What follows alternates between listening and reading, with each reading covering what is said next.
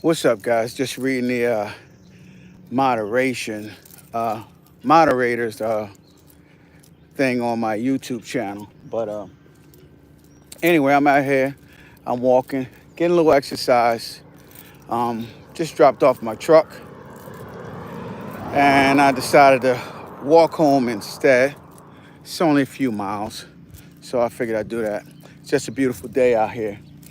And usually when I walk, I think, you know, I contemplate, I think about life and how how I can manage each and every day of my life to make it a better life. And one of the things that I guess I wanted to talk to you guys about today, and I'll probably talk about it on tonight's daily podcast. I'll make sure I put the link to my Spotify down in the comments. But I wanted to talk to you guys about um, got a strange around my way, got a lawnmower driving on the street, and who the heck knows what's going on with that? But anyway, you guys see it. Lawnmower on the street. But anyway, as I try to talk over the lawnmower, one of the things that I wanted to talk about today was assumptions, right? Assumptions. And as I say the word assumptions, I see this old guy in a lawnmower, and he's driving down the street, and I immediately assumed that he was some type of farmer dude or something. But who the heck knows? I don't know. So anyway, assumptions. Assumptions are can get us in all type of trouble, you know. And I don't mean in trouble with other people. What I mean is in trouble with ourselves, with life, with moving forward, with going to the next level. Assumptions can keep you stuck in the past.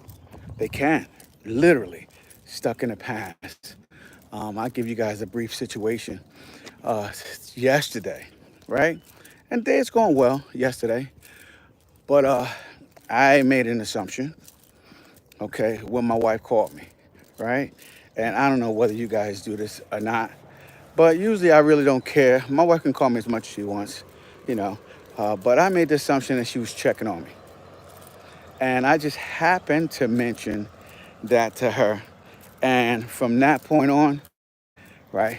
And and the reason why I was wrong is because and my assumption, which then caused my wife to kick into her habit of pulling away and being hurt.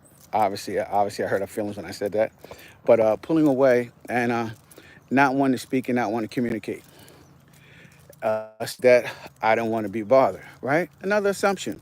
So, two assumptions don't make for a good decision, right? Sort of like two wrongs don't make a right, you know? And so assumptions can be the cause of so much undue uh, stress, so much lack of clarity, and the reason why people assume is because we're lazy, right? Um, Assuming and throwing an answer out there in your assumption is what I call always the lowest hanging fruit, right? You just grab what's there right now and you mention it, you say it, right? And I've been learning something from a guy who he is not my direct mentor. You know, I call people mentors who aspire to be like or YouTubes or whatever that I watch consistently. And one of them is Myron Golden. And Myron Golden, he talks about being a great communicator and communicating well by watching every single word that comes out of your mouth, right? You gotta watch every word that comes out of your mouth. You have to be the guard on duty at all times when it comes to communication. How you speak And what you say to people is how they will view you for the rest of your life, period. And the reason why is because people get an image of you, they see you to get an image of you, and they think about um, the last thing you said and how it made them feel, right? So just think about that. You say things, and it's not, and if you're not very, very careful in what you say and how you say it is going to affect how people feel, right? And so it doesn't matter what your message is, right? If it invokes a certain feeling toward people, on people, then that person is probably not going to get the message that you're trying to relate to them, whether it's positive or not, whether it's for their benefit or not, whether it's for their change or not.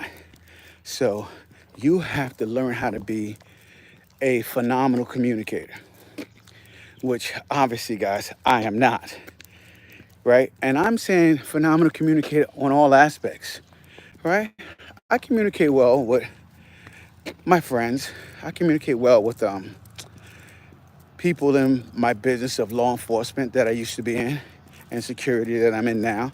I communicate well in those aspects. But personally, I don't communicate well, right? And so if you take the law of averages, as far as my communication is concerned, I get a C at best when it comes to communication.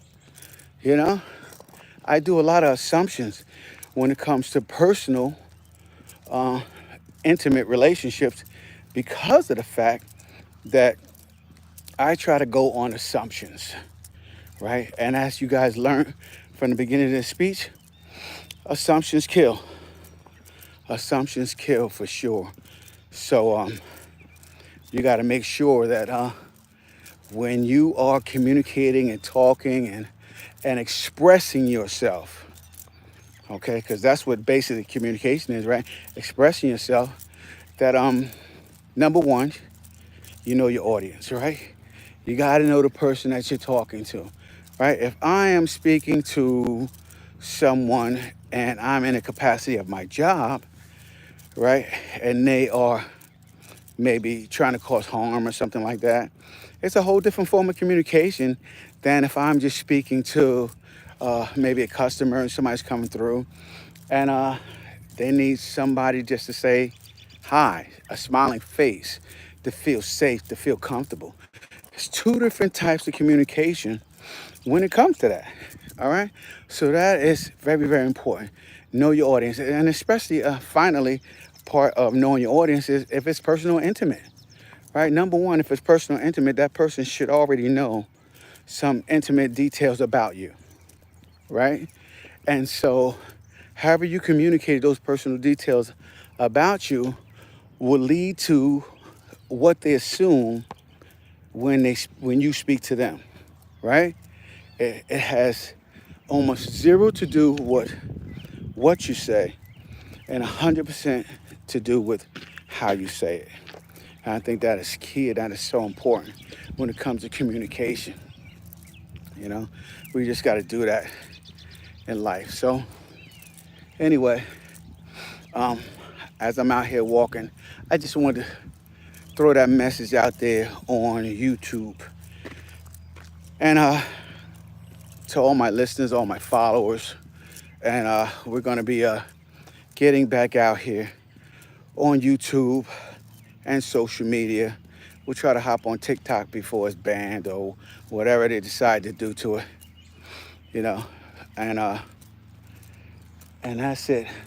My yesterday was filled with just a lot of work, right? A lot of work around the house. Um, and I wanted to make sure hard work is very, very important, right? I work hard at what I do. I work two jobs. I work around the house. I go to school, right? That's all hard work. And it's hard character, right? And it does, right? But When I say this, some of you will get it, most of you won't, but that is okay because you are going to learn to get what I say because I'm going to become a better communicator. Hard work has nothing to do with income or money. Remember that, okay? Let me be the one to tell you at almost 60 years old, right?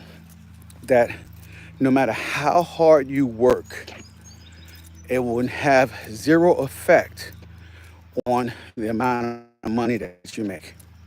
It's just what it is, right? I've worked 2 jobs.